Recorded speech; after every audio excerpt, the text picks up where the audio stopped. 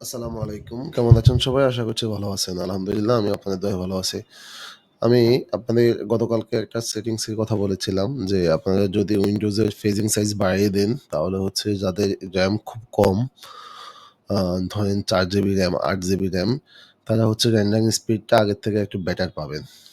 এটা পেজিং বাড়ানোর মেইন সুবিধা হচ্ছে, আপনি যখন ভার্চুয়াল মেমোরি আপনার কোনো ড্রাইভ স্পেস থেকে বাড়িয়ে দিবেন, ধরেন আমি যদি আপনাদেরকে একটা এক্সাম্পল দিয়ে বোঝানোর চেষ্টা করি। ধরেন আমার এখানে এই ড্রাইভটাতে ড্রাইভটাতে দেখেন অনেক স্পেস খালি পড়ে আছে, বা এফ ড্রাইভে অনেক স্পেস খালি পড়ে আছে। তো এটা আমার এসএসডি, কারণ এসএসডির স্পিড অনেক বেশি। তো আমি যদি আমার এখান থেকে কিছু অংশ আমার RAM হিসাবে কাজ করাই, কারণ আমার পিসির বাই ডিফল্ট RAM হচ্ছে, আমি যদি আপনাকে দেখাই,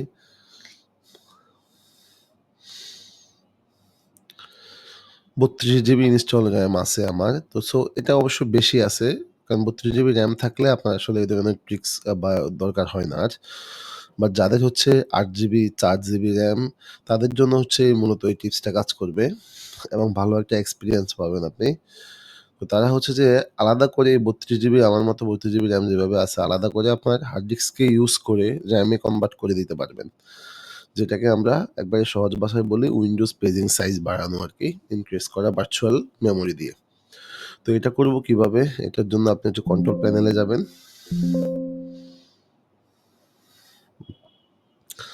আমি যদি কন্ট্রোল প্যানেলে যাই,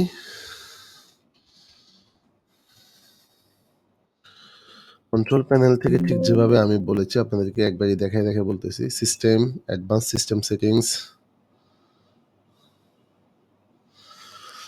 এখান থেকে হচ্ছে আপনি সিস্টেমে যাবেন। সিস্টেম থেকে হচ্ছে অ্যাডভান্স সিস্টেম সেটিং এ যাবেন। সিস্টেম, এখান থেকে অ্যাডভান্স সিস্টেম সেটিং এ যাবেন এইখানে। দেন আপনার সামনে এই অপশনটা আসবে। এটা যখন আপনার সামনে আসবে, আপনি হচ্ছে যে এখানে ক্লিক করবেন। এইখানে পারফরম্যান্স এ ক্লিক করবেন। দেন অ্যাডভান্স এ যাবেন। দেন এখান থেকে মূলত আপনার এটাকে ইনক্রিজ করে দিতে হবে। আমার উইন্ডোজ 11, তাই আমাকে এভাবে দেখাচ্ছে। আপনাকে হয়তোবা আরেকটু ভিন্নভাবে দেখাতে পারে, সমস্যা নাই। বাট অপশন কিন্তু এটাই। আপনাকে খুঁজে এটাই বের করতে হবে। ভার্চুয়াল মেমোরি যেখানে লেখা পাবেন, সেটাকে আপনাকে খুঁজে বের করতে হবে। Performance settings, advance settings, include virtual paging. এটা উইন্ডোজ বেদে একেকটা জায়গায় একেকভাবে দেখাবে হয়তোবা। বাট ভার্চুয়াল মেমোরি আপনাকে খুঁজে বের করতে হবে।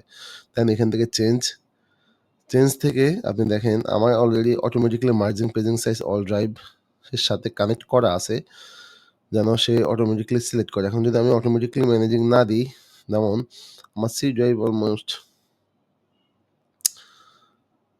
হচ্ছে মোটামুটি লেভেলের লোড হয়ে আছে। প্রায় আর হচ্ছে ১৯২ জিবির মতো খালি আছে। তো আমার সি ড্রাইভে এখনো পর্যন্ত অনেক খালি।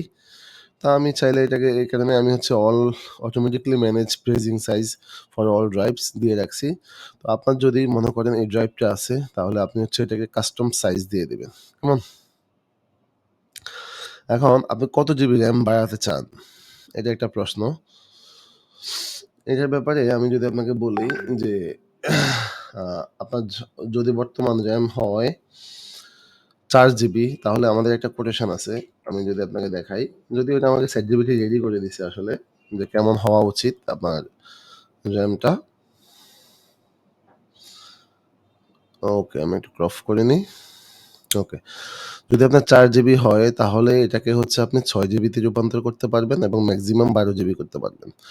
৮ জিবি হলে আপনি ১২ জিবি এবং মেক্সিমাম ২৪ জিবি করতে পারবেন। ১৬ জিবি যদি আপনার RAM হয়, যেমন আমার ধরেন ৮ জিবি RAM, ৩২ জিবি RAM, তাহলে আমি কিন্তু এখন চাইলে ৯৬ এবং ৩৮ হিউজ একটা RAM করতে পারবো, বাড়াতে পারবো। আর যদিও আমার এত দরকার নাই। আমার রেন্ডার স্পিড এবং সবকিছু মোটামুটি আলহামদুলিল্লাহ ভালো।